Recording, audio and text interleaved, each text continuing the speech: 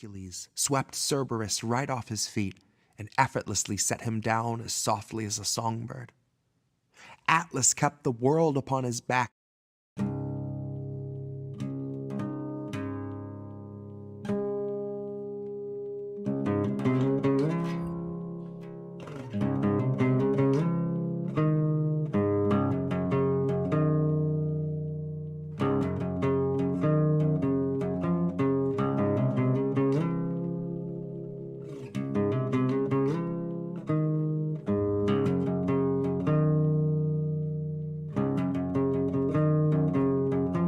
Legend says that Hercules swept Cerberus right off his feet and effortlessly set him down softly as a songbird.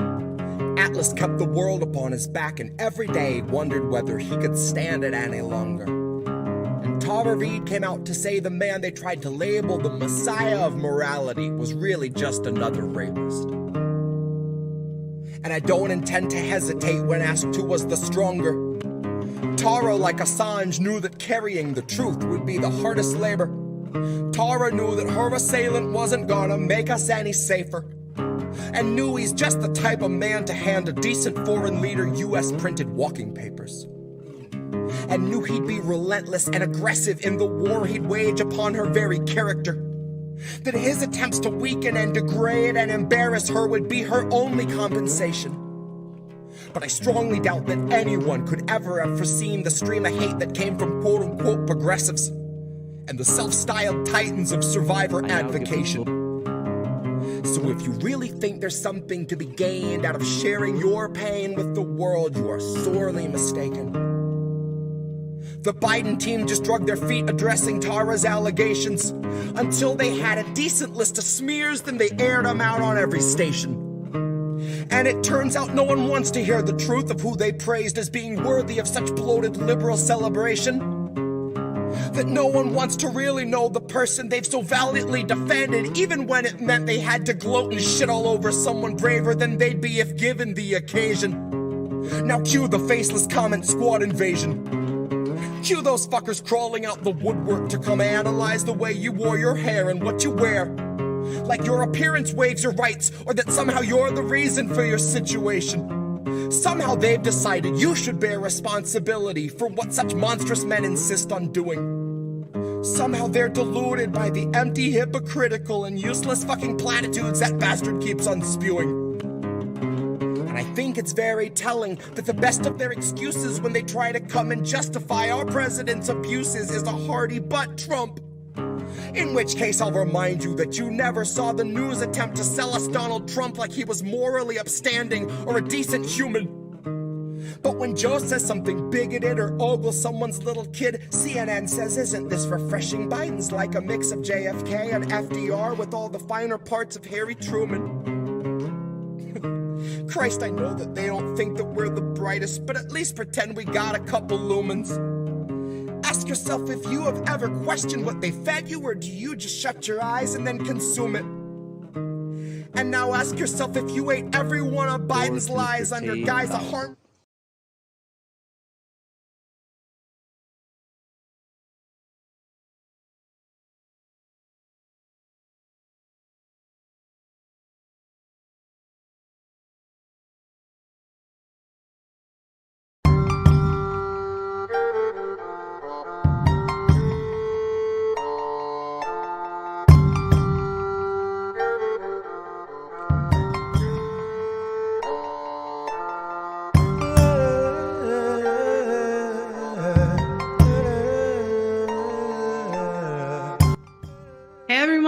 Welcome back to the Politics of Survival. I'm your host, Tara Reade, and it has been a minute, all right?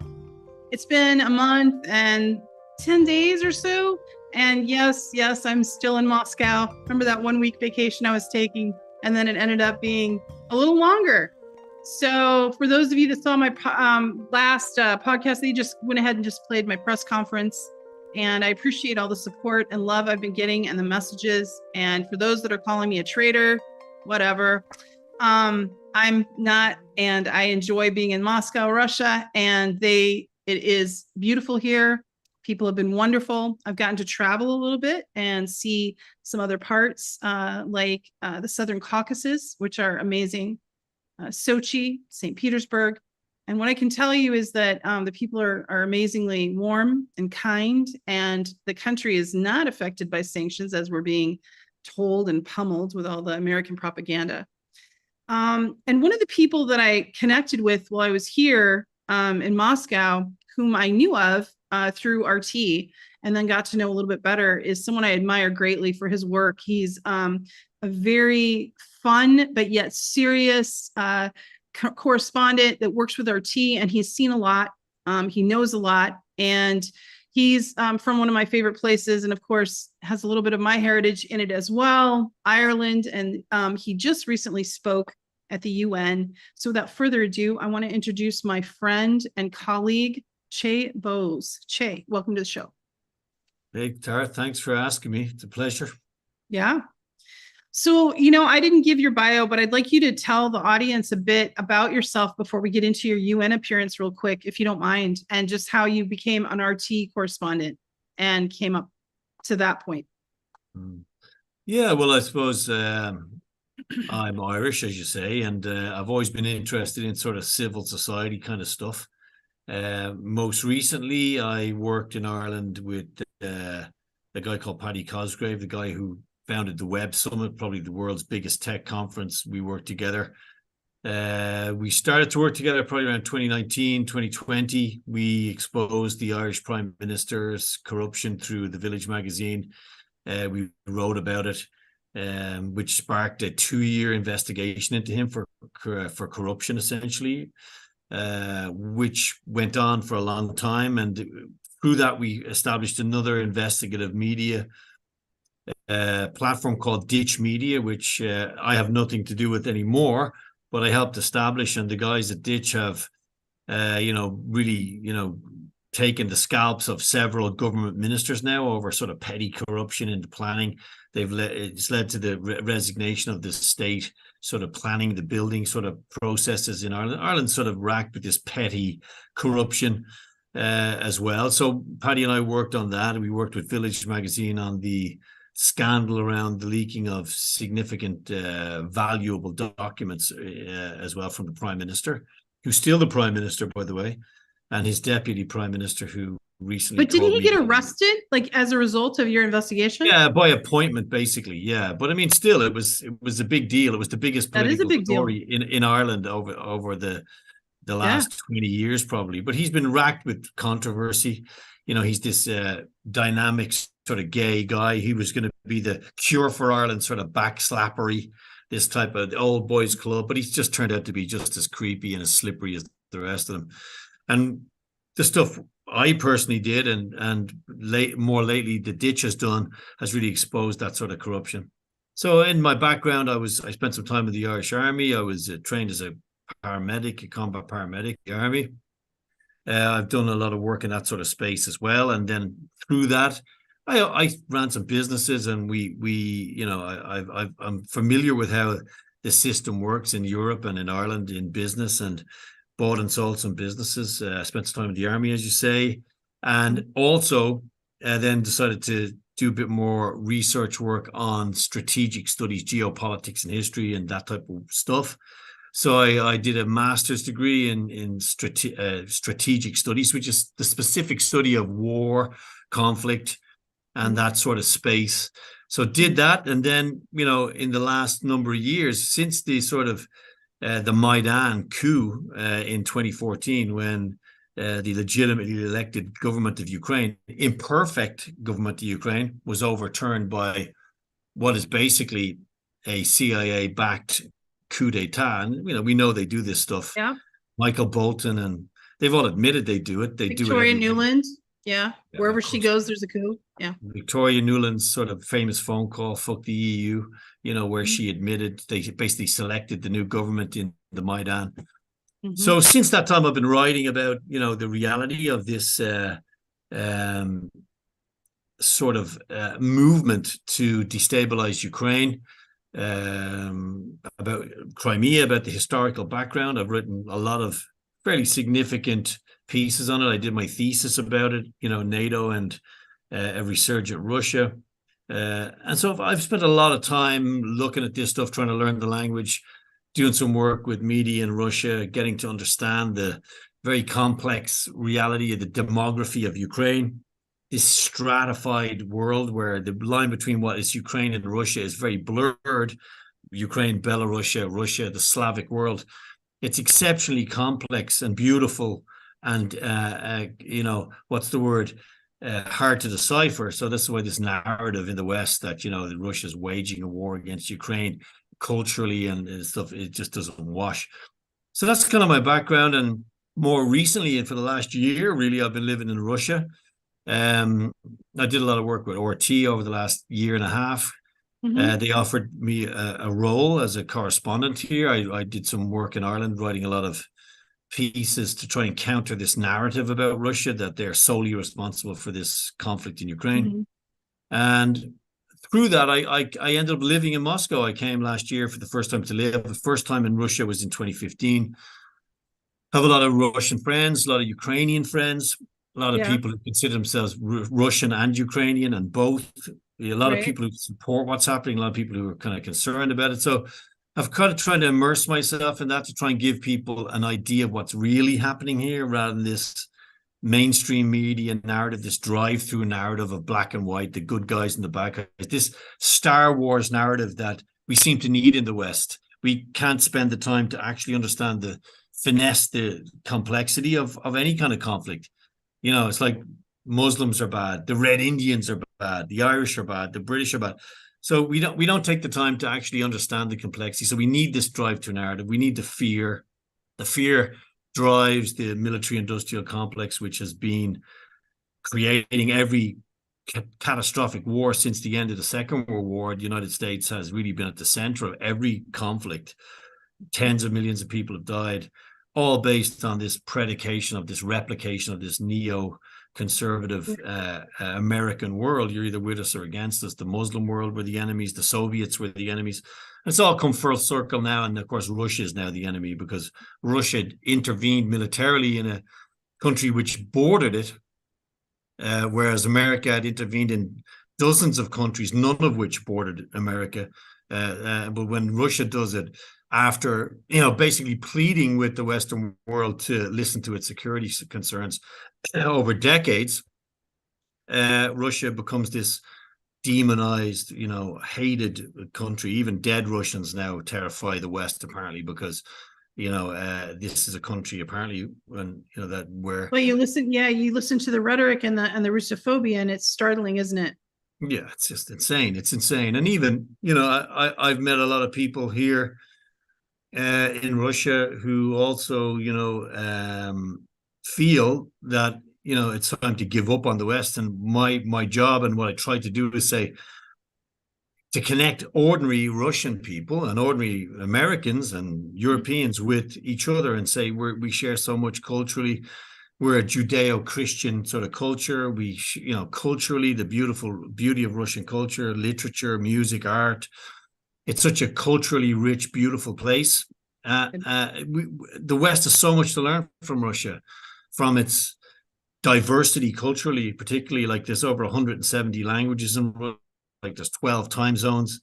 Islam is everywhere. There's so many different religions, and it's a genuine melting pot where nobody is sort of on top of anybody else really regarding culture. And you got Islamic republics like Tatarstan and Kazan, a place I visited, and I've tried to do videos to show people that there is probably a better way. We've so much to learn from Russia. Russia has problems, without a doubt. Russia has problems. Of course it does. Every society has problems. But coming from sort of a ultra-liberal European state like Ireland, which has basically dumped all of its cultural history into this pro-NATO sort of narrative that this LGBT plus, which is fine. I mean, here in Russia, there's plenty of gay people. I mean, I actually got thrown out of a gay bar about 10 days ago for being not gay enough, actually, which I thought was really funny in Moscow. Me and a mutual friend of ours, Tara, actually, we went into this gay bar in Moscow, and it's funny, I was listening to your interview, I think it was with Megyn Kelly. Was it? Yeah, Megyn Kelly, yeah. And she said, being gay is illegal in Russia. I mean, I just thought that was so insane. I mean, there's plenty of gay people in Russia. There's plenty of, you can be anything you want to be in Russia. It's just that the state, I suppose, doesn't advocate or promote any particular type of sexuality, other than, the family is probably at the center of the Russian constitution, I'd imagine. But, I actually got thrown out of a gay bar about 10 days ago because I wasn't gay enough, apparently. And they asked me, are you gay? I said, well, I'm not actually gay. And they said, well, you got to get out of here because the gays don't like people like you hanging around in here. So we all got thrown out of the gay bar. So this is just a fantastic reality of Moscow. It's a city that never sleeps. You got so many, right, wonderful people, so many divergent views. And of course, this idea that nobody in Russia can have an opinion, or everyone's telling you what to do. And you vouch for this. Nobody's ever told me what to say, think, or do here, ever. No, right. Never. Even I work in the media here, and well, as you say, I appeared at the UN, and if I had done that for the Irish government when they were had a seat on the Security Council, or the British government, they would have gone through that speech that I was going to make with the tweezers. They would have managed every fractional part of that in case I annoyed somebody or said the wrong thing or offended somebody. Nobody in the Russian delegation that invited me to speak about the no, they're not going to tell you what to do. And as a matter of fact, I wanted to let's talk about that. I because I admire your work so much, I was able to through a mutual friend be able to submit your name for the UN Security Council. And I wanted you to talk a little bit about that, about how that transpired, about like how you prepared and what that was like, your speech that you gave recently, because it was very powerful. You and Max Blumenthal were very, very, it was really great. I'm sorry that the mainstream press suppressed it. It shouldn't be suppressed. It should be out there more. And so that's why I wanted to kind of highlight it a bit. Yeah, well, thanks.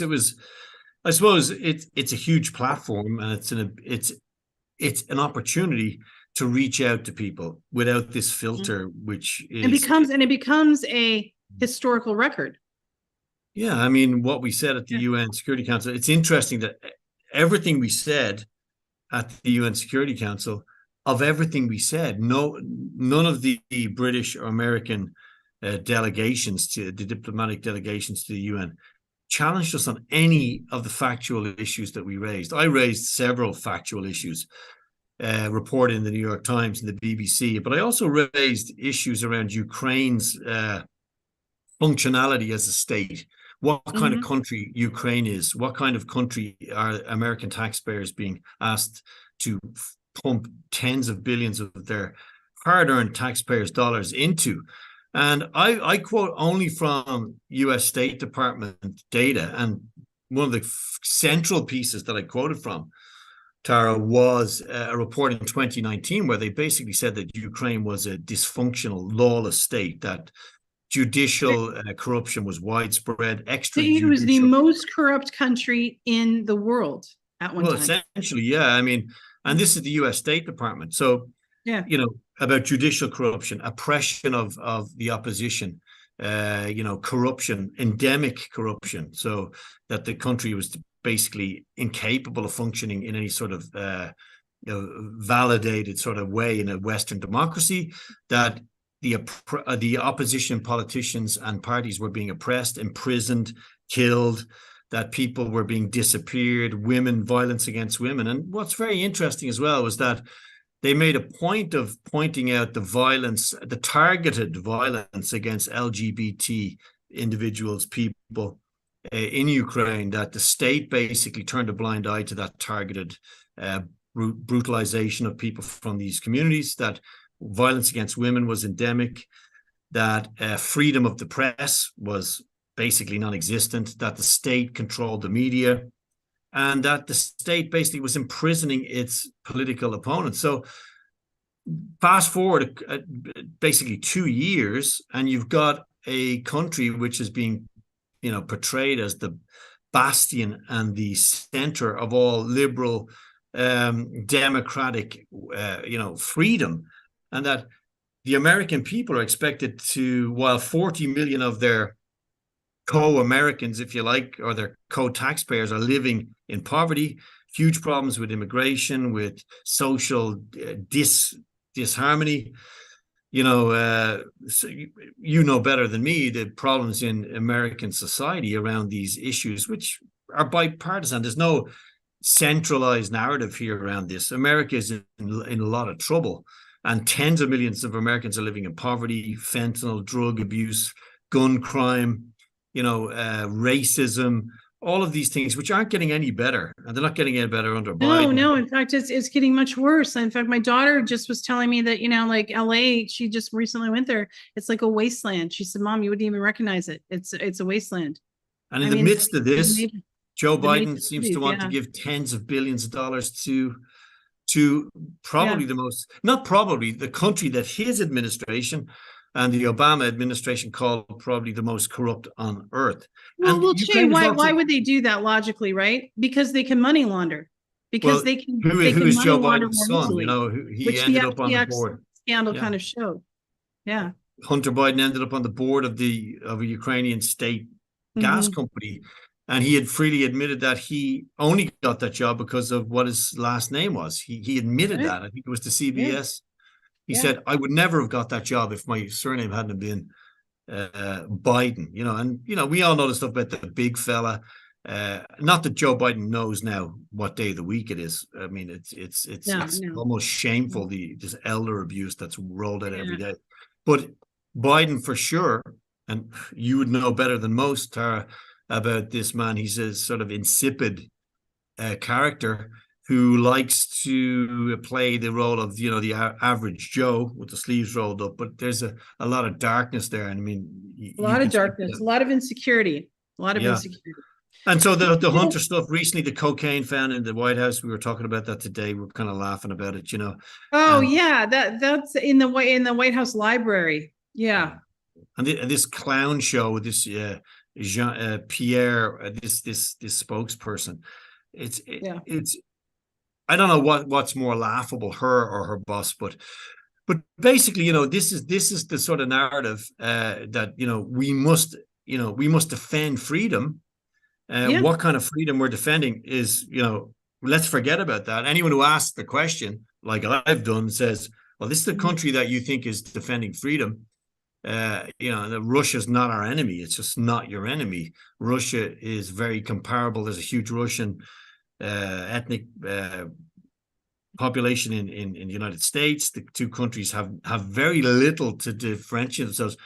Russia's not a communist state. That the Soviet Union disappeared in 1991, and Russia is probably the most aggressively capitalist country outside of the US on earth. So Russia is a country that is, its engine is capitalism now, and it's a country where, as it's all about business. People are doing business. They're pushing. You're exactly right. You see this country. There's nothing you can't. You probably get more of everything you want here, a lot cheaper than you can anywhere in the United States. But you can do it without being mugged, shot, fucking attacked, or you can do it very safely here. I mean, which is the remarkable thing. When people come here from the West, they say, "Where's the lawlessness? What have I been told for so long?" I mean, it doesn't materialize. It doesn't exist. Russia's an exceptionally safe country to do business in. It's a safe country the first time I got here, but several years ago, I kind of looked out my window and I seen a woman walking through a park right by my apartment that I was renting at 3 a.m. with a small dog, this very glamorous looking lady. And back home in Dublin, if I saw a woman walking through a park on her own at 3 a.m., I would call the cops and say, there's some lunatic walking through the park. She's going to be killed. But I started to realize that women here can walk on the streets without fear of being harassed. Nice. I've discovered that too. Like I'm because I'm moving around, and it is one of the safest cities I've ever been in. I feel. It's remarkable. Every city has crime, right? But like I haven't experienced anything even that has given me pause. It's very safe to walk around. And people are very sincere and actually helpful because I'm usually lost. So, and I don't know. So, I mean, but people are just nice and kind. Yeah. Yeah. And I mean, I suppose that also feeds into this idea that Russians won't tell you what they think about something. It's hard to stop Russians telling you what they think once they start talking to you. And like this default Russian psyche, in my view, and what I understand of the Russians as I get to know them better, I mean, they're an enigmatic people, right? And it's such a mix of ethnicities. You got Buryatians, you got Dagestanis, Chechens, you got people from all the different Tatarstan, you got people from southern Russia. So it's this huge post-Soviet melting pot, particularly in the big cities, Moscow, St. Petersburg. And nobody here, from a taxi driver to a producer to a senior business person, none of them have been remotely scared or worried about telling me what they think about what's happening in the world, what's happening in Russia, what's happening in Ukraine. Yeah. Nobody. They're not afraid. And absolutely nobody in the media where I'm working right now has said to me, you can say this, don't say that. There's no red lines, don't say this, don't say that. And that's borne out by going to the UN to give a speech invited by the Russian delegation. And nobody even asked to see my speech before I went and gave it. Nobody even asked me. If that had been in the United States, I mean, also, you see Putin, he'll speak for 6 hours in front of a huge cadre of journalists, foreign, domestic, speak for hours without notes about what's happening in his country. But of course, the Western media will say that this is a controlled space. You know, it's this authoritarian hell. And I can't seem to find it. You know, of course, Russia is different. Russians do things differently. It's a culturally different country. So are many countries. But this narrative that we're fed in the West, you really start to wonder when you get here for a long time. You say, why are they telling us to be? Why are we so scared? Why do they want us to be so scared of Russia? So you got to ask yourself, why should I be so scared of the Russians? Like, have the Russians invaded Afghanistan, Libya, Syria, Iraq, Operation Condor in South America? Was that the Russians? Did the Russians run the British Empire, which, you know, basically squeezed the marrow out of the whole Southern Hemisphere for nearly 200 years? You know, did the Russians run the international slave trade?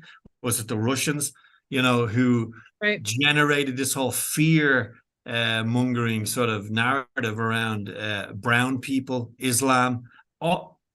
You know, it just wasn't Russia. So Russia doesn't have that sort of imperial baggage. The Russian Empire was huge, but it was an empire which expanded from its base in Russia, and a lot of that's related to now what a lot of the problems we have post-Soviet, the post-Soviet world. But you got to understand that this whole, you know, fear Russia narrative it serves a purpose for this look the other way narrative. I mean, people like Boris Johnson, people like you know, Joe Biden, who are failing their own people and have failed their own people regarding domestic policies in many ways. It's always profitable to have a war. The military-industrial complex that funds, donates more money to both political parties in the United States are you know, profligate on this fear narrative, you know, and so the media is complicit in that. So why would you expect anything different?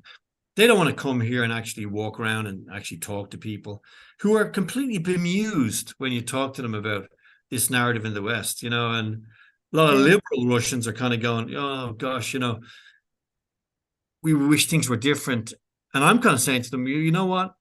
It doesn't matter how things are going to be. The West hates you now. And this hatred of all things Russia, culturally, economically, has kind of been in the pipeline for probably a couple of 100 years. I mean, you go back to the if you go back, it's you know, it's gone back some decades. I mean, it's a convenient enemy for the military industrial complex, right?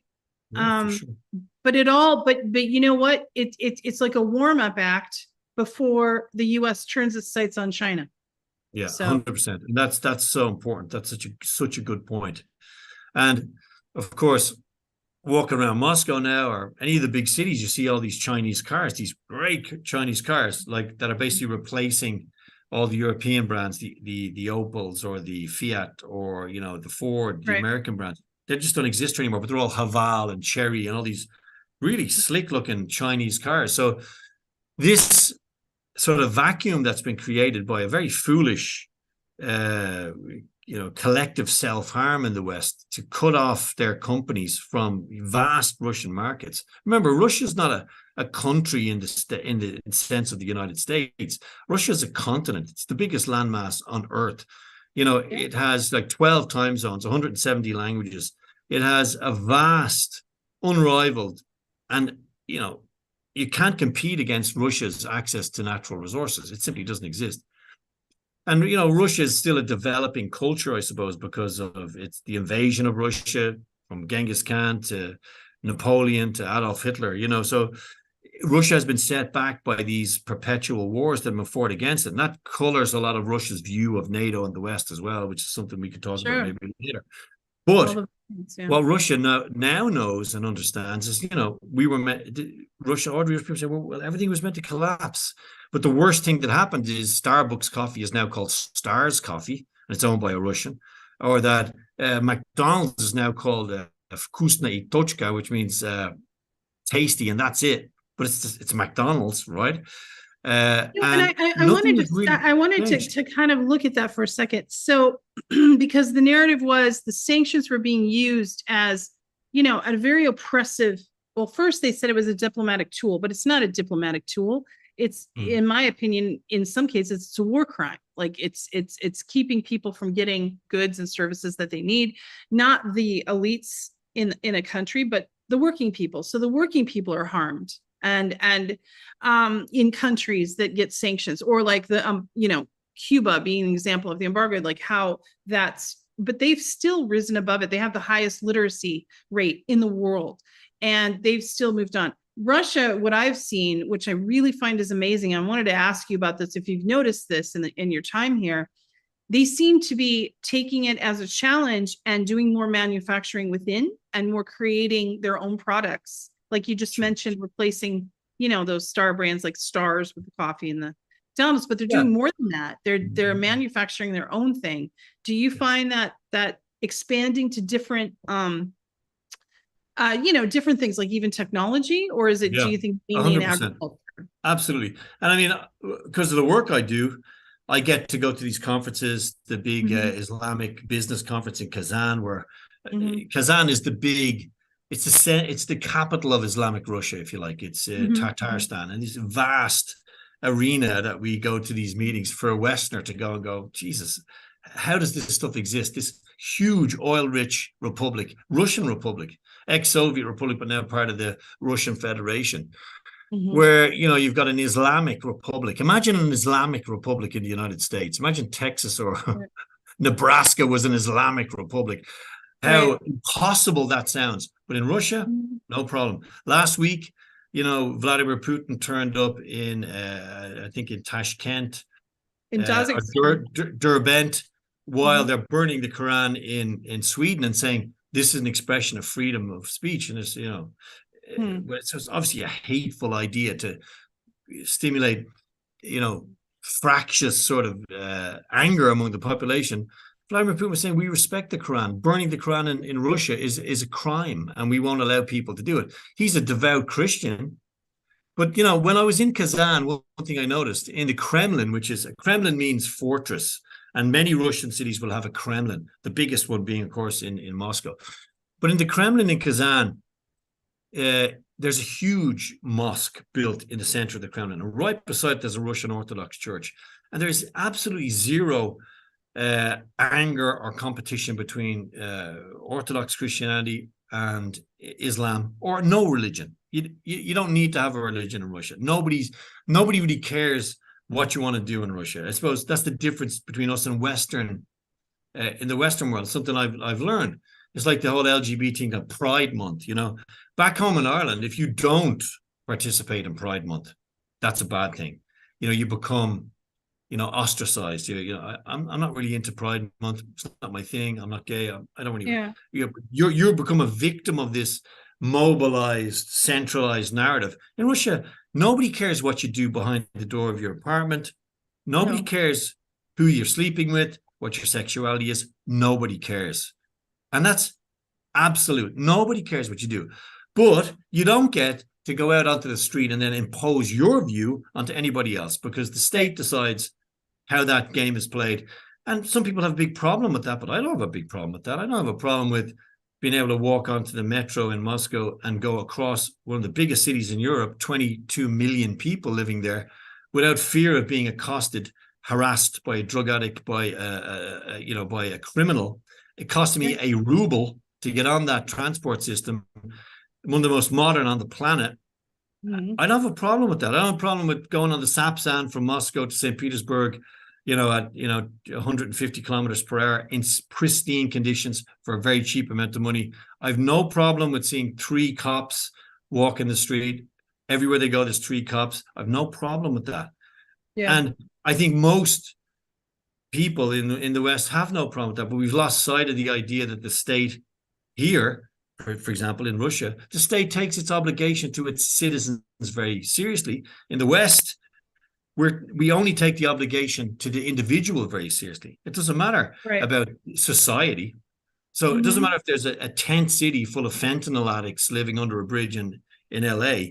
What the state will do is mobilize to defend the right of one guy to become a woman. Okay, he's on a Tuesday, he's a lady. On a Wednesday, he wants to be a guy. The state will mobilize huge resources to defend the right to do that, while ignoring the reality that the whole shit show is falling apart for average Joe who has no interest in that type of stuff. I think Russia has it right in that respect.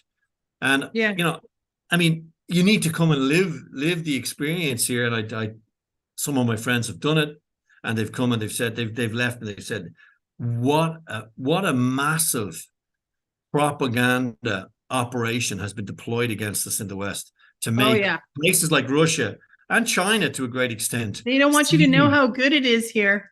Well, I think that's... and that you can actually live kind of well, and you can, things are less expensive. One statistic that I noted, and correct me if this is wrong, because you would know, Chay, more than me. You've been here longer. But 80 to 90% of Russians own their own apartments or homes, or dachas, which are vacation homes for those listening. And but they own them outright. A mortgage, not a mortgage at a bank. They 80 to 90% own them outright. Is that correct? That stat? Yeah, this is also the reality here. But remember as well, in Libya, when Muammar Gaddafi outlawed landlords, and he made it an absolute necessity for young couples to own their own home, and the state decided to subsidize that.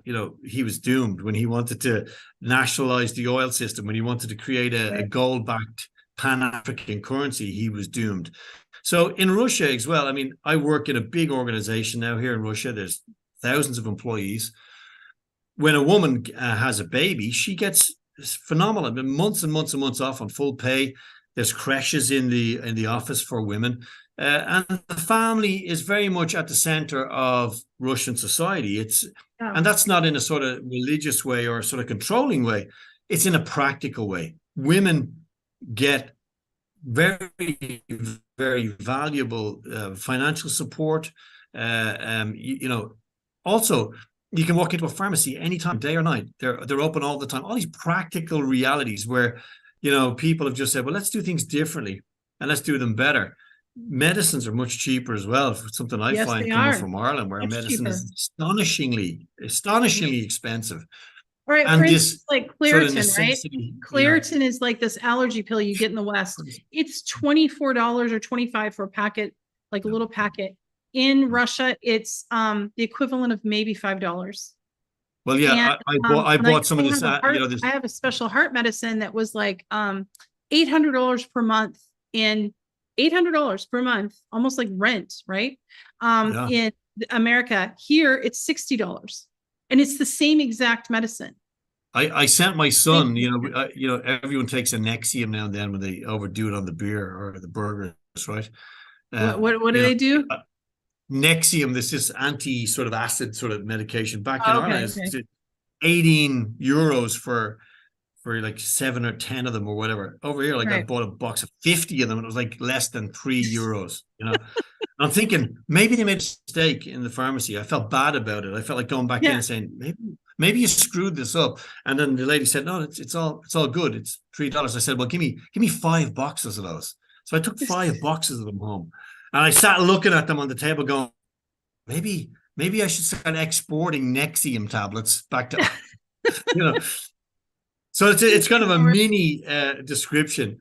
But I suppose one of the more serious realities about living here, of course, is this idea that someone's watching you. There's somebody looking from between these two holes in a newspaper everywhere you go. Since I've arrived in Russia, nobody's asked to meet me. Nobody's asked to tell me what I can or can't say.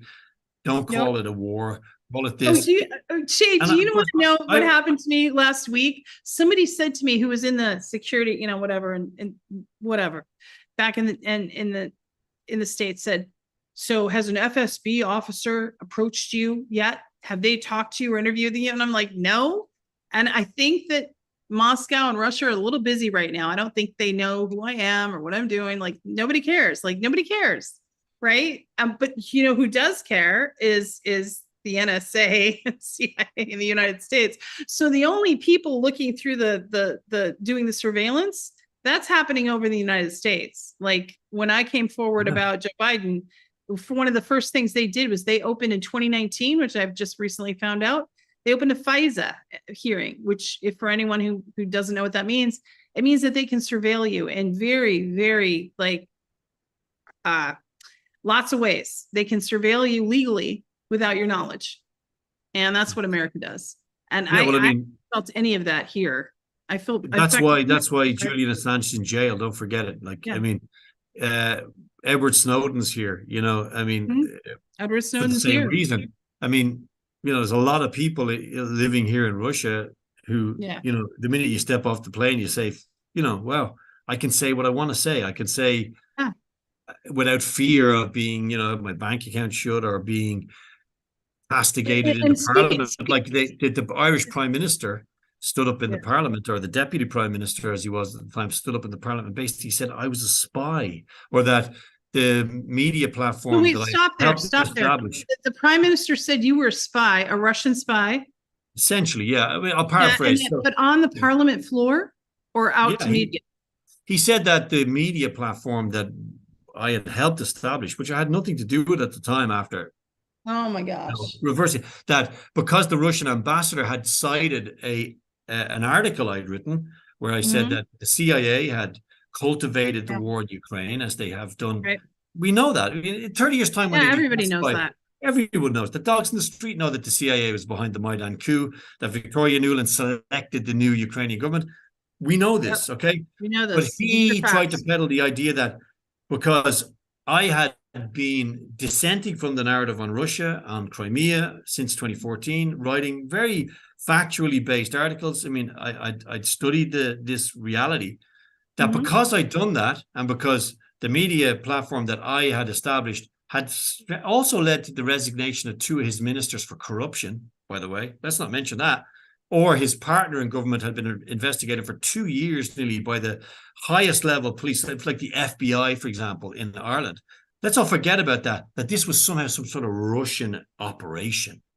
Because I disagree with the narrative on Crimea and on Ukraine, that everything else I'd done politically regarding challenging the dysfunction, challenging the reality that his political party had posed as a charity to raise money from these lotteries, which I challenged in the courts, which cost them probably $1 million, let's say. All of that's forgotten. Anybody who dissents from the narrative on Ukraine or the narrative on any of these pro-NATO sort of fantasy wars will be targeted, so they'll feel your color whatever way they can. So it goes to that sort of level. Yeah.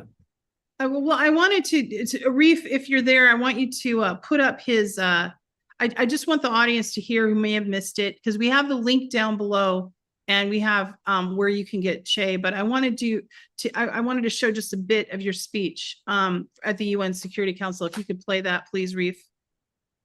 I now give the floor to Mr. Chay Bowes. Well, thank you for asking me to appear, ladies and gentlemen and chairman. And despite well over a year of frenzied and what is now recognized as loosely regulated supply of incalculable numbers of weapons to Ukraine, sources within the country still maintain that it needs an escalating volume of heavy and light weapons and ammunition to conduct its operations. Weapons being supplied by NATO and their allies to Ukraine are being willfully targeted against civilian populations on a daily basis in Donbass, Lugansk, Belgorod, all miraculously invisible to the Western media. So, one thing that really strikes me about what you said, and for those that are watching, please check out his whole speech because it was very powerful. It got a lot of floor to Mr. In fact, Russian Ambassador Dmitry Polyansky stated that both Chay's speech and Max Blumenthal's speech were some of the best he had heard in his career. And that was a high compliment from him. He was very impressed with what you had to say, Chay, and of course, Max as well. But this brings us to this present moment, because you brought up those good points about the weapons and the damage it's doing to any hope of lasting speech or diplomacy to come down. And just today, Jake Sullivan announced with Karine, what's her name? Same Jean-Pierre, the White House press secretary. Clown Pierre, I like to call her. Whatever, Clown Pierre. That they are going to allow more than what was expected of cluster bombs. And those cluster bombs are outlawed by 10 nations. And, I think it's an average of 4 out of 7 are duds. And so that causes damage to civilians and children because, you have a lot of those, because you have this bomb and then boom, it explodes into 100 tiny bombs. But then if it doesn't, it's a dud, then it can be found by a civilian or a child.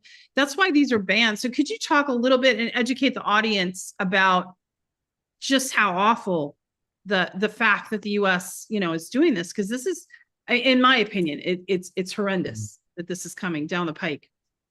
Yeah, well, I mean, this was the core of what we were talking to the UN about, which was this insanity of flooding Ukraine with very exceptionally portable weapons. On one occasion in my speech, I mentioned on one afternoon, 6 kilometers from the center of Kiev, the Zelensky regime handed out 18,000 automatic weapons to the population. Absolutely no training required. Turn up, show any form of ID, and you got a Kalashnikov rifle, as much ammunition as you could carry, grenades, handguns, pistols, 18,000. And this is all verified by the Ukrainian government. The saturation of Ukrainian society with these weapons is unprecedented. We're already seeing them filtering into Europe, into gangland. They're already turning up. There's anecdotal evidence that during the unrest in France, some of these weapons were used against French police. The Israeli Prime Minister Benjamin Netanyahu stated that Western anti-tank weapons that were supplied to Ukraine are now on the borders of Israel, ready to be deployed against Israeli tanks by the enemies of Israel. That's why he's not going to send any more weapons. The Bulgarian Prime Minister in the last 2 days said, we're not sending any more weapons into Ukraine because it's exceptionally corrupt and it's going to end up, on the periphery of one of our airports. I mean, this is anecdotal. I mean, Stinger missiles, which were flooded into Ukraine, one of those can take down an airliner full of anybody on any European airport. There's no air defense systems there. So this was the rationale of our discussion. How does flooding the most corrupt country on earth with exceptionally portable and valuable and saleable weapons end a conflict?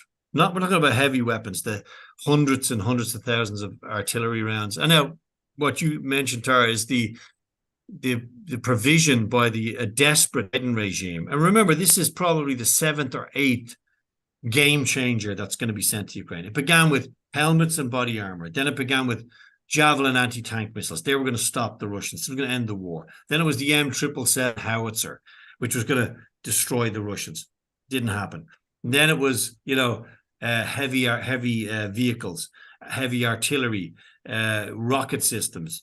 Then it was, of course, the tanks, the Leopards. The Leopards were going to be released. Release the Leopards.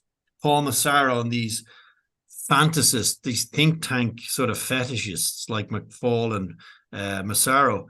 The Leopards are burning. The Bradley vehicles are burning.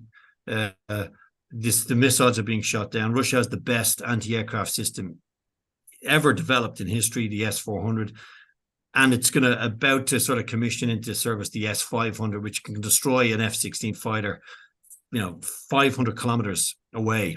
So Ukraine can't win this war. It's a factual strategic impossibility. Nobody with an independent strategic or military education could in any way defend a position where they say it could. The Ukrainian army has been long defeated.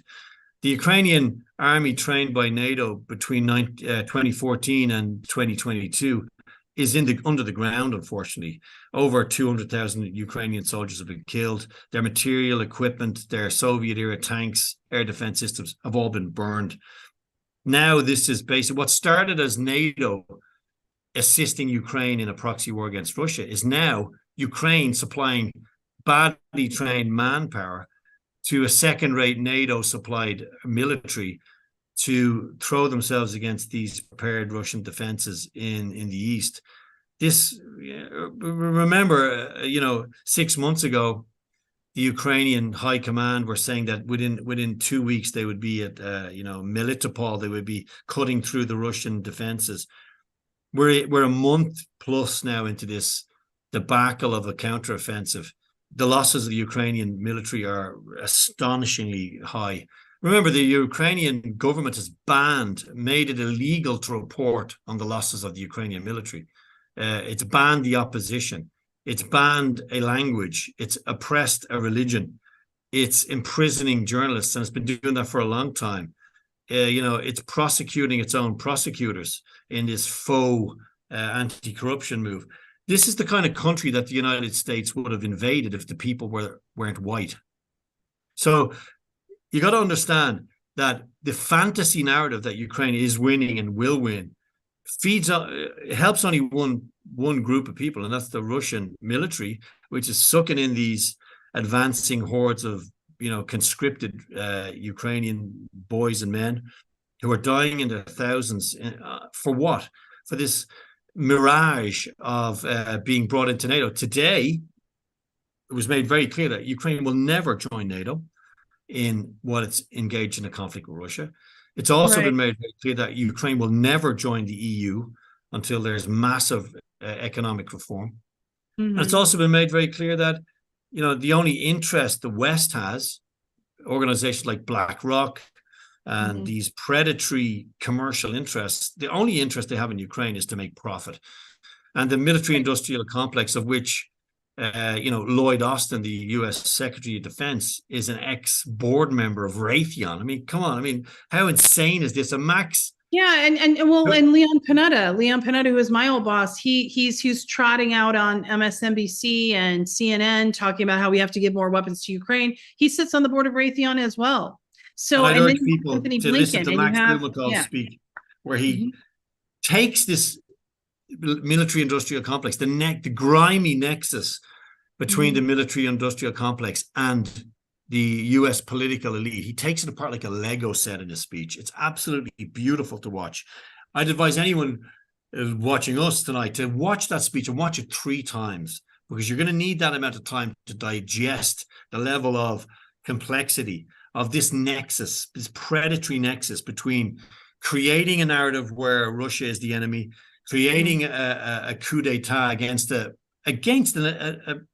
democratically elected government.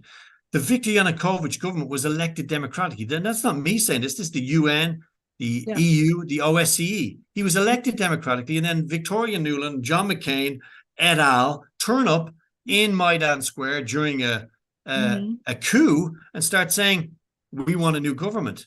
That's not how it works. That's not how it works. You don't get to do that. We don't. When Trump goes to the Capitol, this is an insurrection. When Nuland goes in the middle of a revolution, what they class as revolution, which was a coup into Ukraine, this is stimulating democracy. So it's just fallacy. Stimulating democracy. It's just a joke. Her cookies stimulated something, didn't they? Giving out cookies to neo-Nazis, and selecting who the next boss was going to be. It's just remarkable. The level of the minutiae of which they interfered in Ukrainian affairs is remarkable. It is. It is. Hey, Reef. I got you on the line here. So what happens sometimes? And I like the whiskey that you're drinking. What kind of whiskey are you drinking there, Chay? So we can recommend it. Is that good Irish whiskey, Scott? What? Bushmills whiskey will now cancel all exports of Bushmills. And by the way, I shouldn't even be drinking Bushmills because it's a very loyalist, pro-British distillery up in the north of Ireland. But it's the best. It's the best. Oh, get your boots off my throat, Chay. Come on. Don't tell anybody.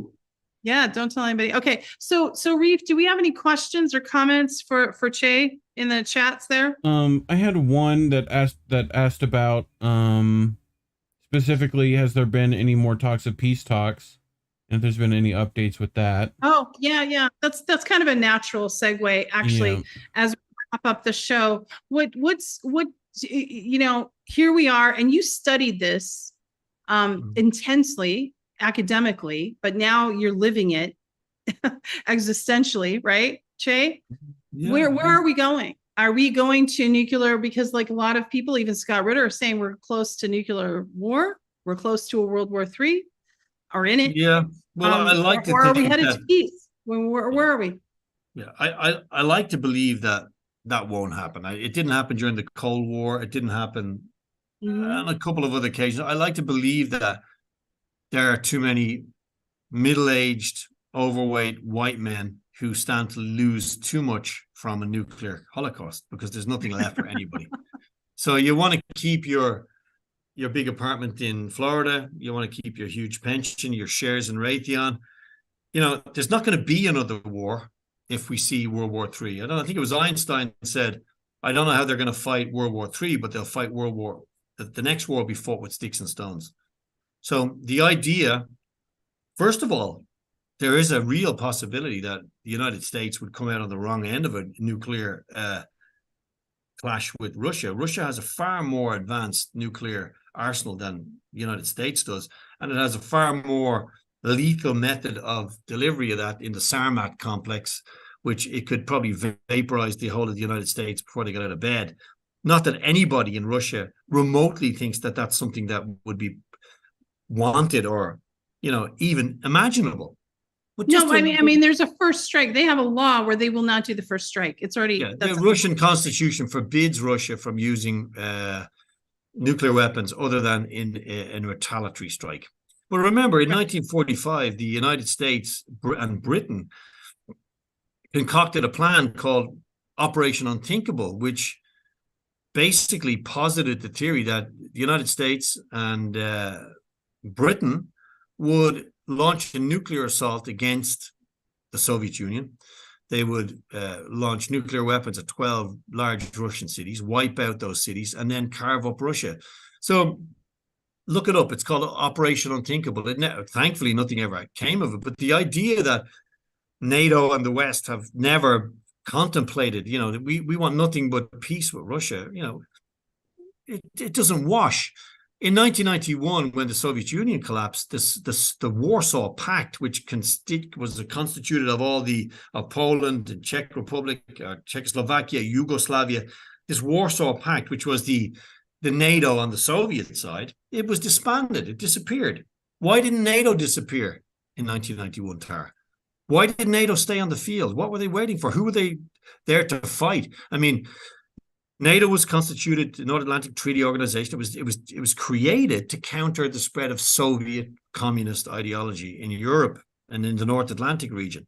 When the Soviet Union ceased to exist and when the Warsaw Pact ceased to exist, why did NATO not cease to exist? And I would suggest NATO didn't cease to exist because NATO needs weapons. It's a political functionary of this neoliberal hegemony that needs to replicate American life in every culture. Forget about what religion you are. Forget about thousands of years of your culture. We're going to turn the Taliban into barbecuing guys with cowboy hats. That ain't going to happen. And we worked that out after 20 years, $3 trillion, thousands of dead Americans, and leaving the Taliban standing in Humvees with 50 cal machine guns and billions of dollars of weapons. And now trying to talk to them to try and get them to play a game on our side. American foreign policy has been the greatest misadventure of the American project. If American That's great. I like that quote. I want to keep that quote. Say it again. Well, look, if American foreign policy was a job applicant, okay, and you looked at his CV, he's coming in for a job, you'd say, this guy's a sociopath. He's a fucking killer. He's mad, okay? This guy, since the end of the Second World War, the US military has killed over 13 million people, probably, in dozens of countries. They've gone around the world destabilizing democracies, executing people, assassinating the leaders of countries, or attempting to do so. But then they're calling themselves the good guys. If this was a CV of a job applicant, you wouldn't let him park his car in the parking lot. You'd call security, say, don't let that guy even into the parking lot. He's insane, okay? But when Russia, after 20 years of warning the West about the encroachment of NATO into what were Soviet states with significant Russian-speaking populations, who found themselves trapped outside of the walls of Russia after the collapse of the Soviet Union, by no fault of their own, huge populations, Estonia, Latvia, Lithuania, Russian speakers who consider themselves Russian, ethnic Russian, Moldova, Ukraine, where the whole society is stratified east to west from significantly Russian, Crimea, a country which is absolutely Russian in language, culture, and history, centuries and centuries of Russian culture. Odessa, a city established by Catherine the great Russian empress, if you like. But, in 1954, I think, 53, 54, Nikita Khrushchev gave Crimea to the Ukrainian Soviet Socialist Republic as a gift to solve an argument over wheat prices.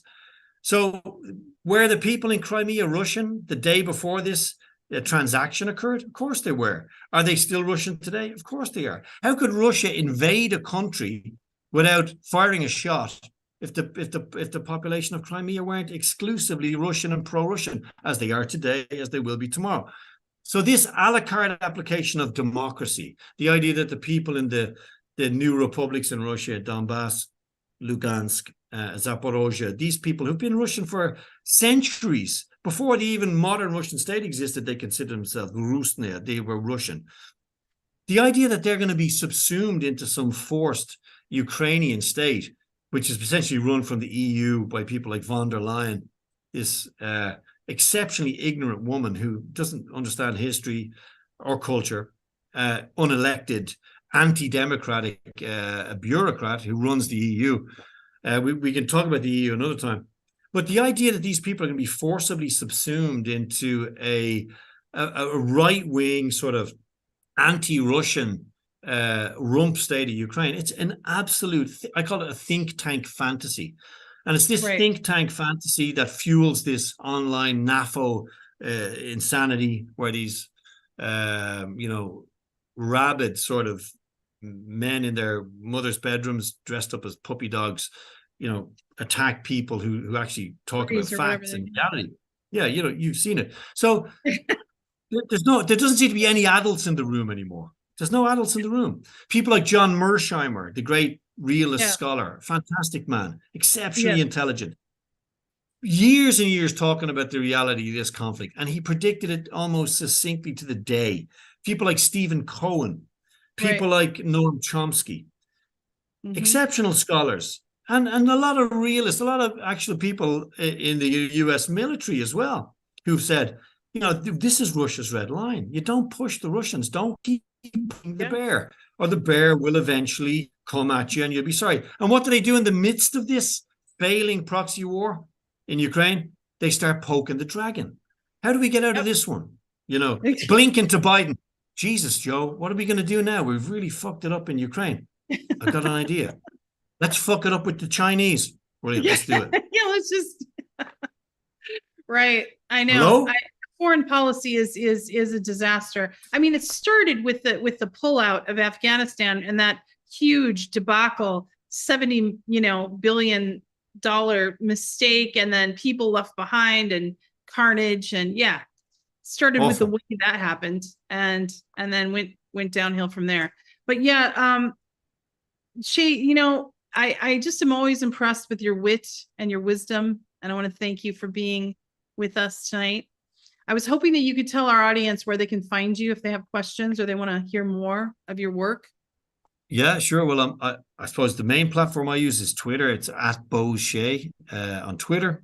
I have a Telegram channel, Irishman in Russia, if you're interested in that. And I'm trying to sort of build a sort of a platform, maybe with you and others. We're trying to make it more accessible to have these kind of debates where we can talk to the good people of the US and of Europe and the UK to sort of shine a light of reason onto this and hopefully mobilize ordinary people to prevent these sort of people who are, you know, deeply intertwined with the profit-making rationale of these perpetual wars to do things differently. Maybe, Tara, I think that's what our job is right now.